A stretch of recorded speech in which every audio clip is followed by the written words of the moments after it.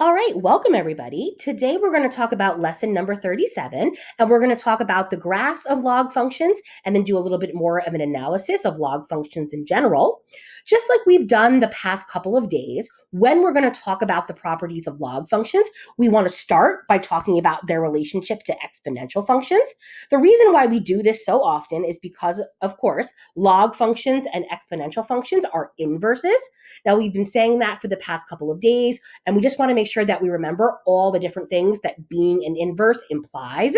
So first of all, functions must be one-to-one in order for their inverse to exist. So it might be a good idea to remind ourselves what has to be true in order for a function to be one-to-one. So there are really kind of two different circumstances that we have to remember.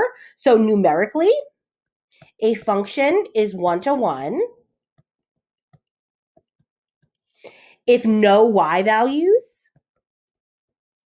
are repeated.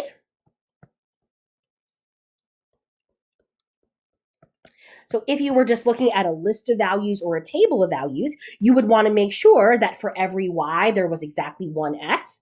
Remember back to the vertical line test. The vertical line test is what tells you whether or not something is a function. And then a horizontal line test tells you whether or not something is one-to-one, which determines whether or not there's an inverse. So again, numerically, a function is one-to-one if no y values are repeated. And then graphically, a function is one-to-one if it passes the horizontal line test.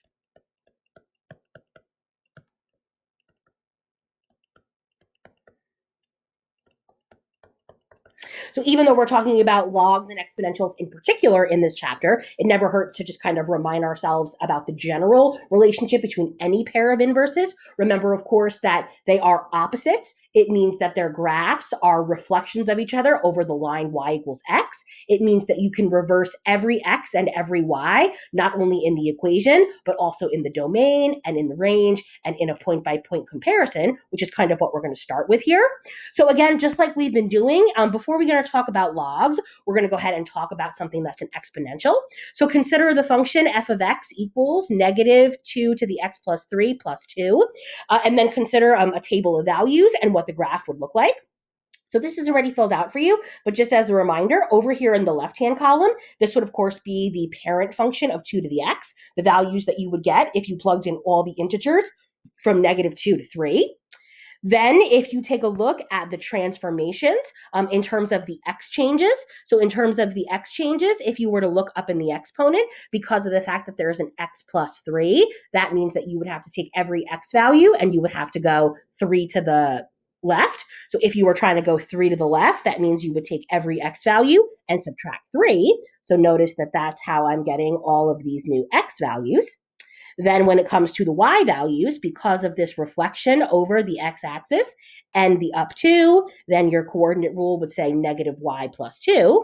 So if I take all the y values from the parent function, make it negative, and then add 2, that's how I'm going to get all of these y values. Now, we saw that in the last unit. And then, of course, if you were to take each of those points and graph them, you would get this graph over here. We can see that this looks like exponential decay. We know that that's the case because it started off as a growth with a b greater than 1, but because of the x-axis reflection, that's why it appears like it is decay. Notice, of course, that it has a horizontal asymptote here at 2. Remember that horizontal asymptote is a y value that the graph is approaching, but never quite actually reaches. So now that we've reminded ourselves about what is true about exponential functions, we're going to remind ourselves what it means to be an inverse and use that to graph a log function. So to find the inverse of a function, what is done numerically? So basically, you are going to switch every x and y value. So you're going to take the point x, y, and you're going to swap it to become the point y, x. So as we just reminded ourselves, the graph of an exponential has a horizontal asymptote. When you take the inverse, what do you think happens to the inverse? So the inverse of an exponential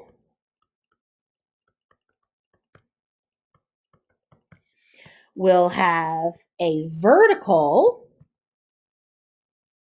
asymptote.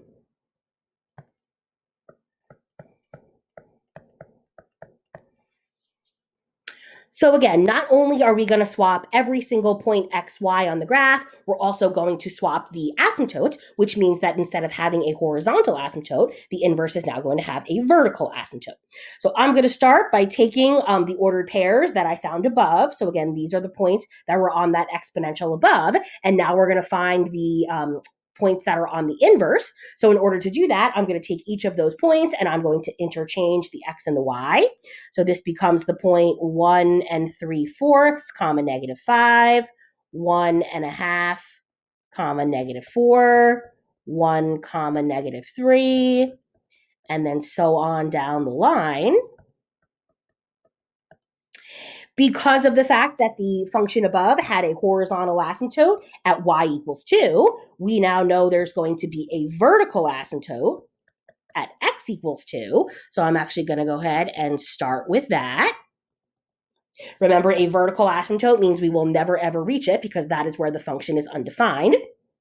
So then I'm going to go ahead and graph each of those points one at a time. So -6, comma, 0, -2, -1, 0, -2, 1, -3, 1 1/2, -4, and 1 3/4, -5. If you were to go ahead and connect those, your graph should look like such. Of course, now it is going to be bounded on the right-hand side by that vertical asymptote at x equals 2. Hopefully you remember that if I was to put the graph of both an exponential and its inverse on the same set of axes, they are supposed to be reflections of each other over the line y equals x. I know it's a little bit hard to see because of the fact that they're both decay, but I do promise that if you were to put these two graphs on the same set of axes, they would in fact be reflections of each other over the line y equals x. The line y equals x, remember, is a diagonal line that starts at the origin with a slope of +1. So there will be some examples that we see in the future where you put them on the same set of axes. But for now, just kind of take my word for the fact that they would in fact be reflections of each other. So now that we remember how to find inverses on a point-by-point basis, swapping the x and y, let's make sure we remember how to do it for the entire equation. So there were a set of rules. So if you're trying to do this analytically, and again, that just means that you're trying to do it with an equation or you're trying to do it algebraically, the first thing you would do is that you would replace any f of x or g of x or whatever the case may be with a y. Then you're going to switch x and y in the equation. Then number 3, you're going to resolve for y equals and rewrite as f inverse of x or g inverse of x or whatever the variable happens to be.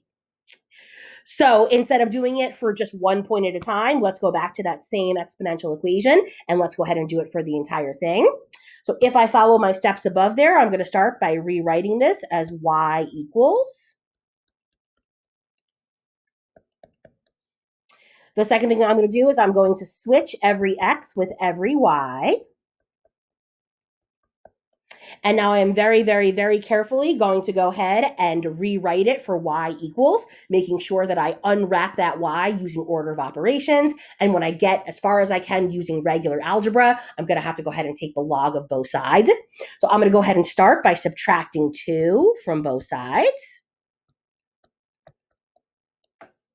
Then from here, I'm going to have to go ahead and divide both sides by a negative. So if I divide both sides by a negative, I'm going to get negative x plus 2 equals 2 to the y plus 3. That's as much as I can do just using algebra. So now in order to turn it into a log, remember whatever the base of the exponential is, which in this case is 2, I'm going to take log base 2 of both sides. So this becomes log base 2 of negative x plus 2 equals log base 2 of 2 to the y plus 3. On the left side, if ever you're taking the log of anything other than just a regular x, I would certainly use parentheses so as not to get confused and in terms of what's inside versus outside. So log base 2 of negative x plus 2 is equal to, remember that on the right, if you take log base 2 of 2 to the something, those essentially cancel out and you're just left with the something, which in this case would be y plus 3. So in your final step here, to get the y all by itself, you're going to leave log base 2 of negative x plus 2. You're going to subtract the 3. And then instead of calling that y equals, you're going to call that f inverse. So here is the equation of your inverse. Of course, it has to be a log. And remember, everything that's true about the original should be the opposite in terms of this. So instead of having a plus 3 on the inside, you have a minus 3 on the outside. Instead of having a negative out front of the exponential, you should have a negative inside of the log. It's a little harder to see the opposites when there are negatives, but I promise if you look carefully, they are in fact there. So now we're going to go ahead and just repeat that process for these 3 problems here. So again, step 1, you're going to go ahead and change the f of x to a y. Then step 2, you're going to change all of the x's and y's.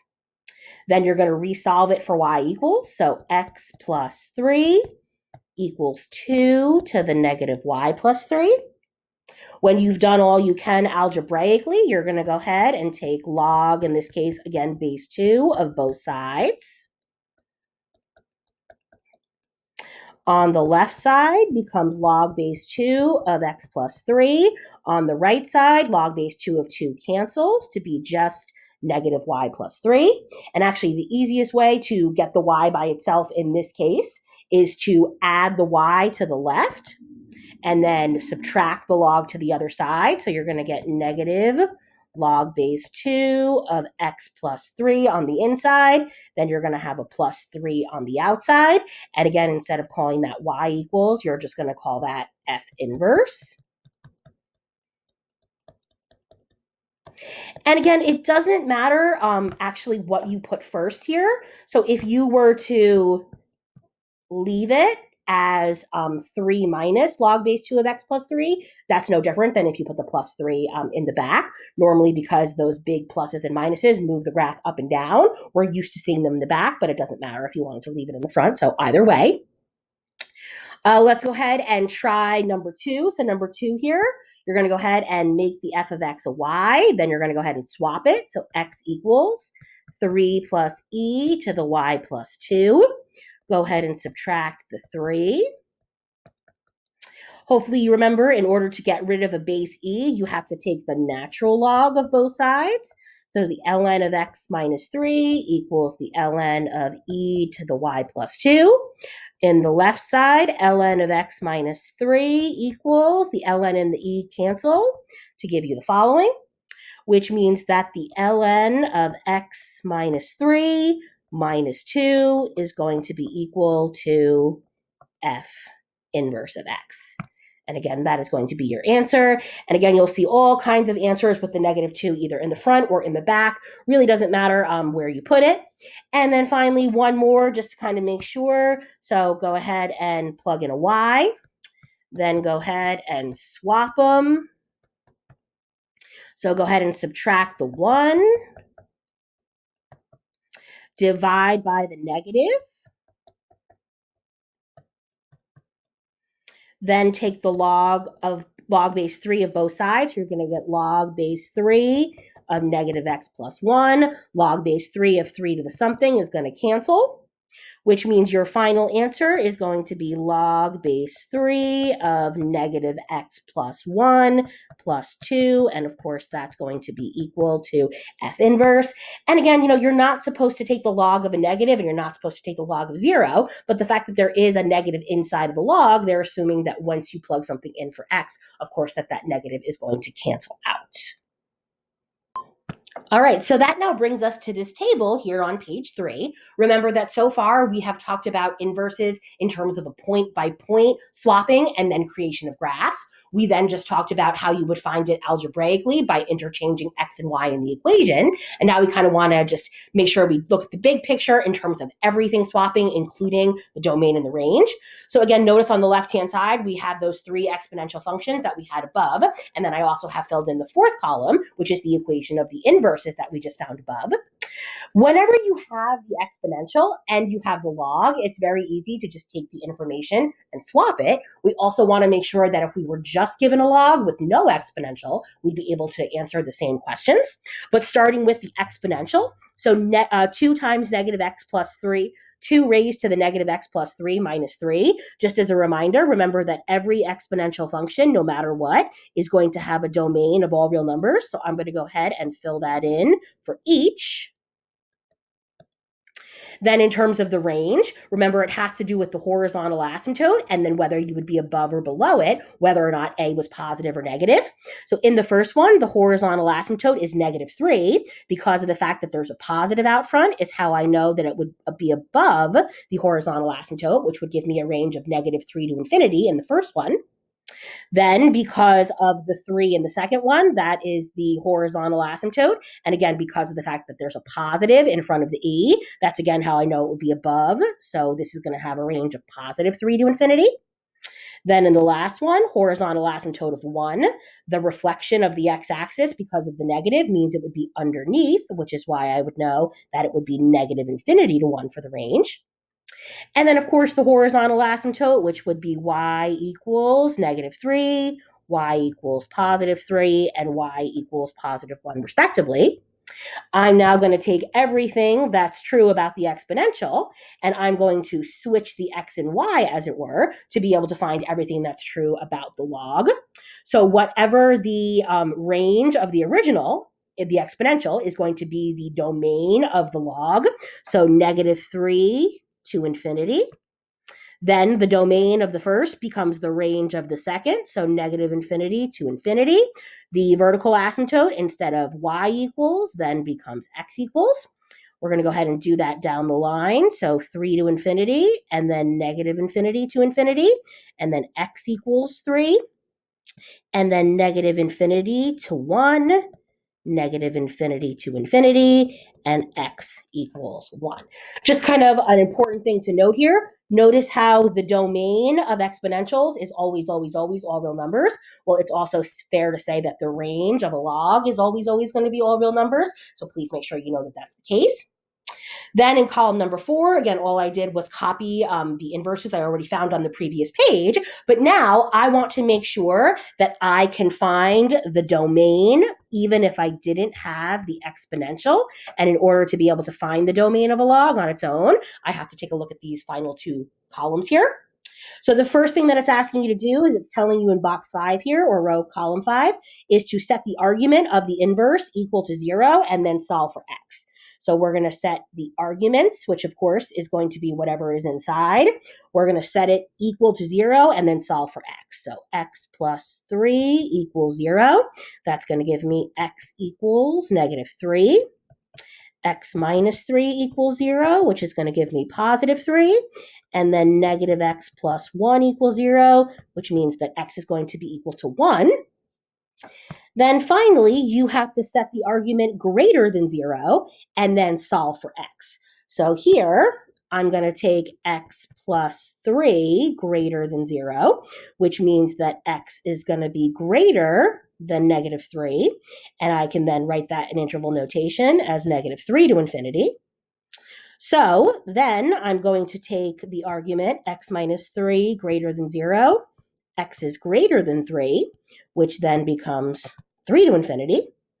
And then -x plus 1 is greater than 0, which means that -x is greater than -1, which means that if I divide now by a negative, I'm going to reverse the inequality, which says that x is less than 1, which would be -infinity to 0.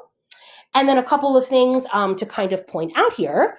What is it that I'm finding here in the 5th row? So x equals -3, x equals +3, and x equals 1. Hopefully you are understanding that that is exactly where the vertical asymptote is. Then in terms of what is going on in the final row, so negative 3 to infinity, 3 to infinity, and negative infinity to 0, hopefully you're realizing that that is where the domain comes from. So again, there are certain benefits to being able to answer log questions in conjunction to the exponential if you have it in front of you, but you also have to be able to do it if you don't have it, if you have it on its own. Sorry, tiny mistake there. That should be a 1. Obviously, those should, in fact, be the same, so sorry about that. Then on the next page, we're going to just go ahead and quickly summarize what it is we found there. So based on the information from the previous page, what can you say in terms of if you did not have the exponential and you just want to go ahead and find the information about a log? So how do you find the vertical asymptote? How do you find the domain? And then how do you find the range? Well, we can answer the easy one first. So the range is always all real numbers, no work required. In order to find the vertical asymptote, you're going to set the arguments equal to 0 and solve for x. Then to find the domain, you're going to set the argument of the log greater than 0 and solve for x. So just kind of a quick little reminder. And then we'll see the 2 at the bottom, what that would actually look like. Notice that for the 2 at the bottom here, big F and big H, we don't have the exponentials. So the amount of time and effort it would take to find the exponentials is kind of not worth it. We just want to be able to solve these problems just on their own. So we're just going to follow the steps that we listed above. So to find the equation of the vertical asymptote, I'm going to set whatever the argument is equal to 0, and then I'm going to solve. So 2 minus x is equal to 0, which means that x equals 2 is going to be the equation of the vertical asymptote. In order to find the domain, you're going to set the argument greater than 0.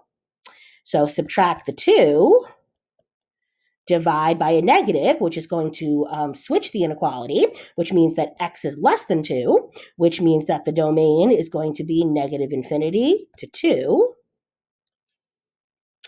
The range, no work required, is going to be all real numbers. And in terms of whether the graph lies to the left or to the right, you're going to know that by looking at the domain. So if we look at the domain is negative infinity to 2. So we can say that the graph lies to the left of the vertical asymptote because the domain is negative infinity to 2. That implies you can only plug in things that are less than 2, which means to the left. And then let's just go ahead and repeat the process over here on the right. So again, to find the vertical asymptote, you're going to set whatever is inside the argument of the log equal to 0. That's going to tell us that our vertical asymptote is at 3 over 2. If you go ahead and set the argument greater than 0, you're going to get x is greater than 3 over 2, which of course would be 3 over 2 to infinity. Range is always going to be all the real numbers, so no work required. And then again, left or right, you're going to look at the domain. So the graph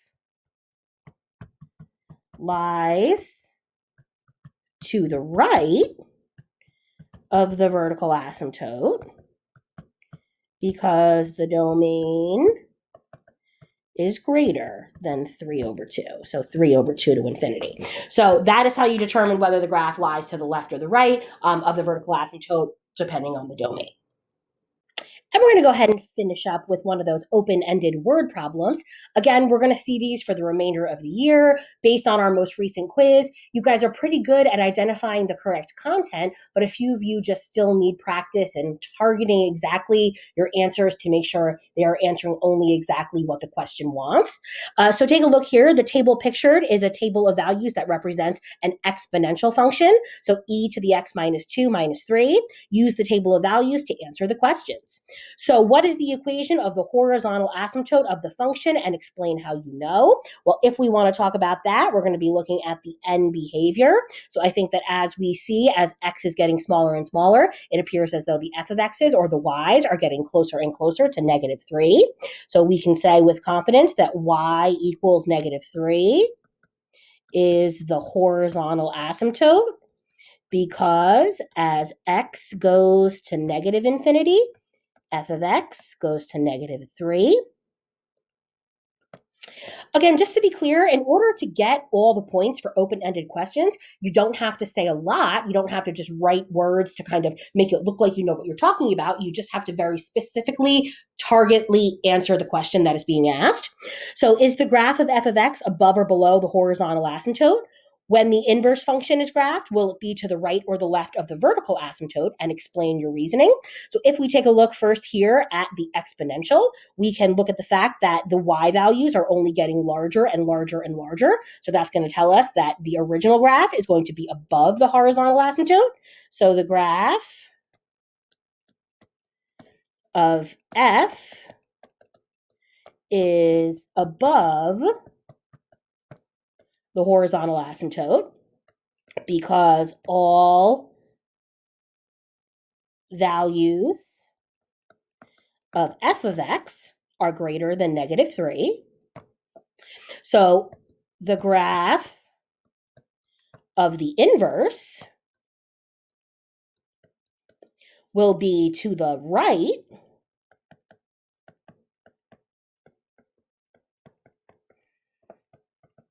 of the vertical asymptote,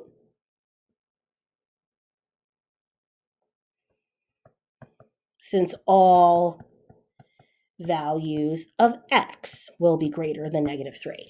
And when it comes to inverses, hopefully it makes sense that being above the inverse will be to the right, which implies positive in both directions, whereas being below implies to the left, which implies negative in both directions. Again, just make sure we hit it there. So the graph of f is above the horizontal asymptote because all values of f of x are greater than -3. The graph of the inverse will be to the right of the vertical asymptote, since because everything is switched, all values of x will be greater than -3. So what is the equation of the vertical asymptote? So x equals -3 is the vertical asymptote of f inverse, since y equals -3 is the HA of f. So again, everything swaps. Identify the domain and range of both the original and the inverse. So starting with f, domain and range. So this is exponential, which means the domain is all real numbers. The range, since we said it's above, is going to be -3 to infinity. Therefore, the inverse will, of course, swap, which means you're going to have a domain of -3 to infinity and a range of all real numbers. They want you to actually find the full equation of the inverse. So going back to our original function at the top, the first thing we're going to do is we're going to replace the f of x with a y equals. So e to the x minus 2 minus 3. Then we're going to swap the x and y. Then we're going to resolve it for y equals, first by adding the 3. Notice that to get rid of this exponential, we have to take the ln of both sides. And the ln of e to the something will cancel out to just be y minus 2, which means my final answer is going to be the ln of x plus 3 plus 2. And again, we're going to call that f inverse. Just kind of highlight that there. Again, if you were to compare this back to the original, everything should be inverses. A -3 on the outside becomes a +3 on the inside. A -2 up in the exponent becomes a big +2 on the outside. Now we're going to go ahead and sketch the graph. So starting off with the easiest things. So because of the fact that the original has a horizontal asymptote at -3, we know that we are going to have a vertical asymptote at -3, which we said as much in part C. And now from here, if we go to the original table and we simply invert some of those points, we're going to go ahead and very easily be able to sketch a graph. So notice that on the original, you have the point 0, -2.865. Well, I'm going to go ahead and swap those. 2, -2. I'm going to go ahead and swap those. 4, 4.4. Going to go ahead and swap those. And then obviously not going to go quite up into the 50s. So not going to have an exact graph here, but I'm certainly going to have something that is good enough. Okay, so hopefully that was a good kind of wrap up in terms of all the ways that exponentials and logs are inverses. So in the homework tonight, sometimes you're going to be asked to look at them as a pair of inverses, and then sometimes you're going to be asked to just focus on the log. So thanks very much for tuning in, guys, and we will catch you next time.